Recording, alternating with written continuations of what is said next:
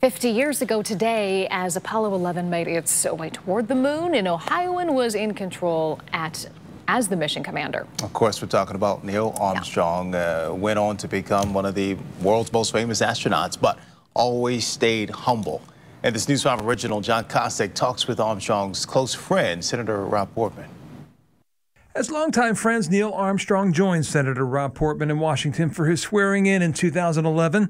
And as they walked along the mural-lined Bermuda corridor on the Senate side of the Capitol, they passed this painting of Armstrong walking on the moon, the only living American, Portman said, to ever be given that honor. I pointed it out to Neil and his wife, Carol. And Neil's comment was, "That's interesting."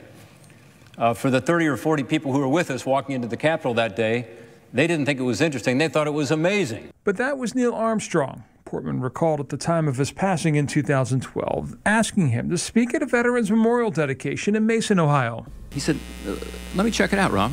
And I figured he was going to go check out his schedule. So Neil got in his car, I found out later, and drove to Mason by himself. And he walked through that whole memorial, called me back the next day and said, "I'd love to do it." The only condition, no advance publicity. He wanted it to be about the veterans, not him. In 2011, Portman visited NASA's Plumbrook test site in Sandusky. He later shared what he saw with Armstrong and presented him with a thought. I said, "You know what, Neil, I'm interested in naming this the Neil Armstrong Test Center rather than Plumbrook. Plumbrook is just a geographic name, and, I think your name ought to be on it." And he said, "Rob, I appreciate that, but I'm really not interested. It's not about me." It was just classic Neil Armstrong. A discussion that now, 7 years after Armstrong's death, got Portman thinking. Since you've raised it, John, I may have to start thinking about it again, whether we should initiate another effort. John Kostek, News 5.